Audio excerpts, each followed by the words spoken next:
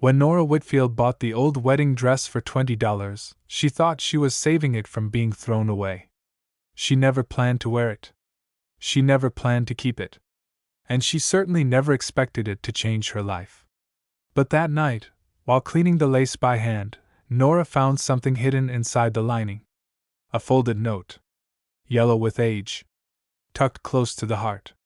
On the front, in faded blue ink, were 4 words. To my runaway bride. Nora almost stopped reading. But then she opened it. And the first line made her sit down. If you ever find this dress again, please know I waited for you until the church bells stopped ringing. Nora's hands began to shake. Because the dress had come from a small estate sale outside town. And the woman who owned it had died alone. No children. No husband. No one to explain why a wedding dress had been hidden in her attic for 45 years. Then Nora saw the name at the bottom of the note. Henry. And suddenly, an old love story that everyone thought was over was only beginning to speak. Nora Whitfield was 59 years old when she learned that loneliness could be quiet and loud at the same time. It was quiet in the mornings, when she made 1 cup of coffee instead of 2. It was loud at night, when the television spoke to an empty living room. Her husband, Paul, had died 4 years earlier. He had been a good man. Not perfect. Not romantic in the way movies teach people to expect. But steady. Gentle. The kind of man who remembered to warm her car in winter and cut fruit for her when she was too tired to eat. After he passed, Nora did not look for love. She volunteered at the church thrift shop, helped her neighbor with groceries, and told everyone she was fine. Most people believed her. That was the strange thing about grief. If you smiled at the right moments, people stopped asking questions. One Saturday morning, Nora drove to an estate sale on the edge of town. The house belonged to a woman named Evelyn Hart, who had passed away at 83. Nora did not know her well. No one really did. Evelyn had lived alone in a white house with blue shutters. She rarely came to town. She bought groceries once a week, paid in cash, and never stayed long enough for conversation. People said she had been strange. Nora thought maybe she had just been hurt. Inside the house, everything smelled like dust, cedar wood, and old perfume. The furniture was covered in white sheets. Boxes of dishes sat in the dining room. A few women whispered over jewelry on a table. Nora was about to leave when she saw the attic door open. A young man carrying boxes down the stairs said, "There's more up there, if you want to look. Mostly old clothes." Nora climbed slowly. The attic was warm and dim. Sunlight came through one small round window. In the corner stood a large cedar trunk with brass handles. Inside were folded blankets, gloves, old photographs, and one dress wrapped in tissue paper. A wedding dress. Simple. Ivory. Long sleeves of delicate lace. Not expensive, but beautiful in a quiet way. Nora touched the fabric and felt a sadness she could not explain. The woman running the sale came upstairs. "That old thing?" she said. $20 if you want it." Nora looked at the dress. "Did Evelyn ever marry?" The woman shrugged. "Not that anyone knew. Maybe she planned to once." Nora bought the dress without understanding why. That evening, she spread it across her dining table and began cleaning it carefully. The lace was fragile. The buttons were tiny pearls. Near the inside seam, her fingers felt something stiff. At first, she thought it was a piece of cardboard. Then she found the hidden pocket. Inside was the note. To my runaway bride. Nora held her breath and opened it. My Evelyn. If you ever find this dress again, please know I waited for you until the church bells stopped ringing. I do not know why you never came. I do not know if fear took you, or your father stopped you, or if you simply changed your heart. But I need you to know this. I was there. I had the ring. I had the little house key in my pocket. I had the blue ribbon you tied around my wrist when you said we would belong to each other before we belonged to the world. Nora stopped reading. Her throat tightened. This was not a note from a man who was angry. It was from a man who had been left standing in a church with love still in his hands. She read the final lines. I will not hate you, Evelyn. But I do not know how to become a man who does not wait for you. Forever yours, Henry. Nora sat back in her chair. Outside, evening rain tapped the window. She looked at the wedding dress, then at the note, then back at the dress. A woman had hidden this for 45 years. A man had waited in a church. And somehow, the truth had been sewn into the lining and forgotten. Or maybe not forgotten. Maybe saved. Nora turned the note over. On the back was an address. Henry Walker. Maple Street. Willow Creek. Nora stared at the name. She knew that street. She passed it every Sunday on the way to church. And if Henry Walker was still alive, then he had been living 15 minutes away from the woman who never came.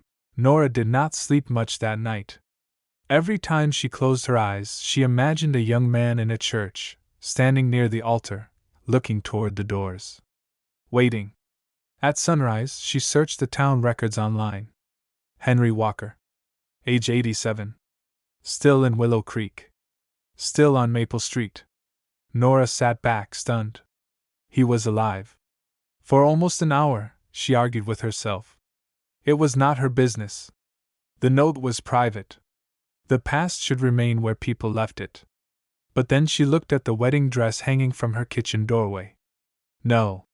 Some things were not buried because they were finished. Some things were buried because nobody had been brave enough to touch them. At 10 o'clock, Nora drove to Maple Street. Henry Walker's house was small, white, and carefully kept. A bird feeder hung from the porch. Yellow flowers grew along the steps. Nora almost turned around. Then the front door opened. An elderly man stepped out slowly, leaning on a wooden cane. Silver hair. Straight shoulders. Clear blue eyes. He looked at Nora with polite curiosity. Can I help you? Nora swallowed. Mr. Walker? Yes. My name is Nora Whitfield. I'm sorry to bother you. I bought something yesterday at Evelyn Hart's estate's sale. The moment she said Evelyn's name, Henry's face changed. Not dramatically. Not loudly. But something inside him seemed to stop moving. Nora held out the envelope. I found this inside her wedding dress. Henry did not take it at first. He stared at it like it was a ghost standing on his porch. Then, with trembling fingers, he accepted the note. He recognized it immediately. I wrote this, he whispered. Nora nodded. It was hidden in the lining. Henry closed his eyes. For a long moment, he said nothing. Then he opened the door wider. Please come in. His house smelled like tea, old books, and lemon polish. On the wall were photographs of places, not people. Mountains. Lakes. A little white church. Nora noticed there were no wedding photos. Henry sat in an armchair and unfolded the note with careful hands. I put this in her dress the night before the wedding, he said. I thought she would find it while getting ready. She never did? Henry shook his head. She never came to the church. Nora sat across from him. Did you ever find out why? His mouth moved like he had answered that question in his own mind for decades. Her father came to me that evening. Nora leaned forward. The night before the wedding? Henry nodded. He told me Evelyn had changed her mind. Said she wanted a better life. Said she was ashamed to marry a mechanic. Did you believe him? No. Not at first. Henry looked at the note in his hand. But then she didn't come. His voice broke slightly. I waited until the guests left. Then until the flowers wilted. Then until the church caretaker told me he had to lock the doors. Nora felt tears in her eyes. I'm so sorry. Henry smiled sadly. People say time heals. It doesn't. It just teaches pain to sit quietly. Nora thought of Paul. Of the empty side of her bed. Of all the ways grief changes shape but never fully leaves. Henry continued. I saw Evelyn once after that. Maybe 6 months later. Across the street. She looked at me like she wanted to speak, but her father was with her. Then she turned away. Did you marry? Nora asked softly. No. Because of her? Henry looked out the window. At first, yes. Later, I suppose waiting became a habit. Then being alone became a life. Nora looked down at her hands. Evelyn never married either. Henry's eyes lifted. She didn't? No. The silence that followed was heavy. Not empty. Heavy with everything neither of them knew what to do with. Henry pressed the note to his chest. All these years, he whispered. She kept the dress. Nora nodded. And the note. But if she had it, why didn't she come? Nora hesitated. There may be more in the trunk. Henry looked at her. What trunk? The cedar trunk from her attic. I bought the dress, but there were photographs and papers inside. I didn't look through them. Henry stood too quickly and had to catch himself on the cane. Would you take me there? Nora blinked. To Evelyn's house? If they haven't cleared it out yet. His eyes filled with a kind of desperate hope that looked painful at his age. Please, he said. I have spent 45 years with only half the story. Nora knew then that this was no longer just about a dress. It was about giving an old man the one thing time had refused him. An answer. The estate's sale had ended, but the house had not yet been emptied. The woman in charge recognized Nora and let them inside after Henry explained that he had known Evelyn long ago. That was all he said. Known her. As if love like that could fit inside two small words. The house felt different with Henry in it. He walked slowly through the hallway, looking at the walls, the staircase, the closed doors. Nora could see him trying to imagine Evelyn there. Old Evelyn. Quiet Evelyn. The woman she became after the girl he loved disappeared from his life. They climbed to the attic together. Henry had to stop twice on the stairs. Are you sure? Nora asked. He nodded. I have been standing at the bottom of these stairs for 45 years. I need to go up. The cedar trunk was still in the corner. Nora opened it. The dress was gone, hanging now at Nora's house, but the rest remained. Photographs. Letters. A cracked jewelry box. A Bible with a pressed flower inside. Henry knelt slowly beside the trunk. Nora reached for the bundle of letters first. They were tied with a blue ribbon. Henry's face changed when he saw it. That was mine, he said. The ribbon? He nodded. She tied it around my wrist the night I proposed. Nora handed him the letters. They were all addressed to him. Henry Walker. But none had stamps. None had been mailed. He opened the first one. His hands shook so badly that Nora asked, Do you want me to read it? Henry nodded. Nora unfolded the paper. My Henry. Father says you left town last night. He says you came to the house and told him you could not marry me. He says you called me foolish for believing we could live on love and mechanic wages. I know he is lying. I know it. But if you do not come tomorrow, I will have no proof except my own heart. Please come. Please prove them wrong. Evelyn. Henry covered his face. Nora's voice broke. She was waiting too. Henry whispered. Keep reading. The second letter was written after the wedding day. Henry. I wore the dress. I sat on the edge of my bed until the church bells stopped. Father locked the bedroom door. He said if I screamed, he would tell everyone I had lost my mind. By the time my aunt opened the door, the church was empty. I ran there anyway. There were white flowers on the floor. But you were gone. Nora stopped. Henry made a sound that was not quite a sob and not quite a breath. For 45 years, he had believed Evelyn chose not to come. But she had been locked away. She had worn the dress. She had tried. Nora wiped her eyes and kept reading. I found your note tonight. It was hidden in my dress. You waited. You really waited. And now I understand what Father did. He came to you too, didn't he? He told you I changed my mind. He took us from each other and called it love. Henry turned away. Nora placed a hand gently on his shoulder. There are more.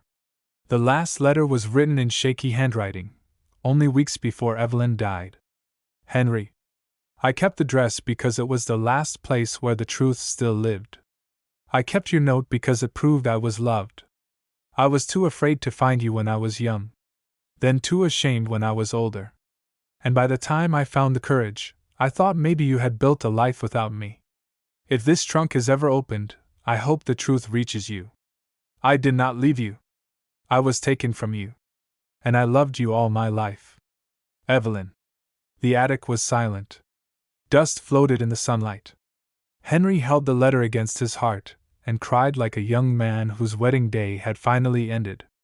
Nora sat beside him on the floor.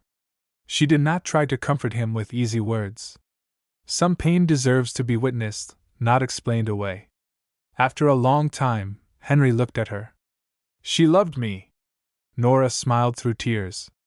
Yes. And I spent my whole life thinking she didn't. She spent hers thinking she lost you too. Henry looked at the trunk. Then we both waited. Nora nodded. In different rooms. That sentence stayed with them. In different rooms. Two people separated not by lack of love, but by a locked door, a cruel father, and a lie repeated long enough to become history. 1 week later, Henry asked Nora to help him bring flowers to Evelyn's grave. Not red roses. Not lilies. White flowers.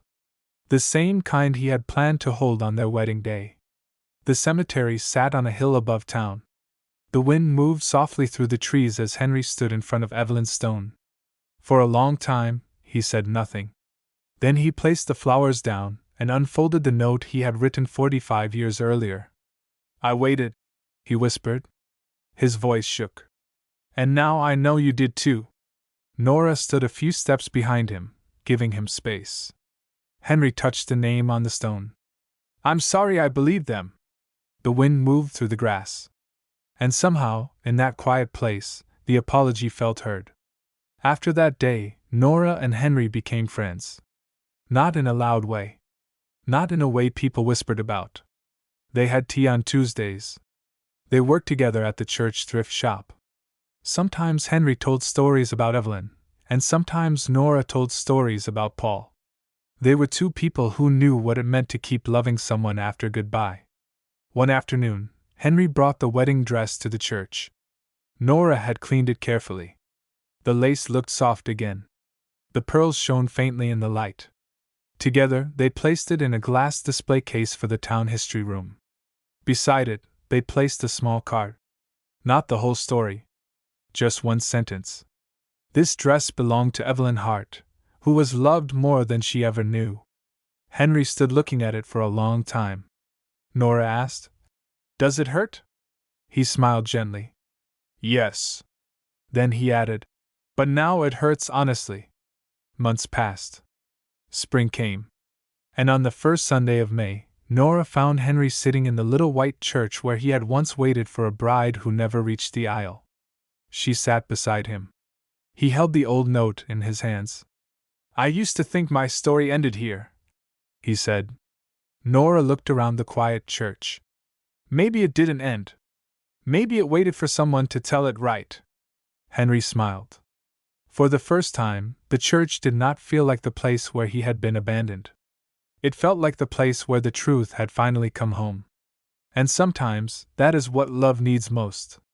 Not a perfect ending. Not all the years returned. Just the truth. Just one person willing to open the trunk, read the letter, and say, You were loved. You were not forgotten. And your story mattered. If this story touched your heart, subscribe for more emotional stories like this.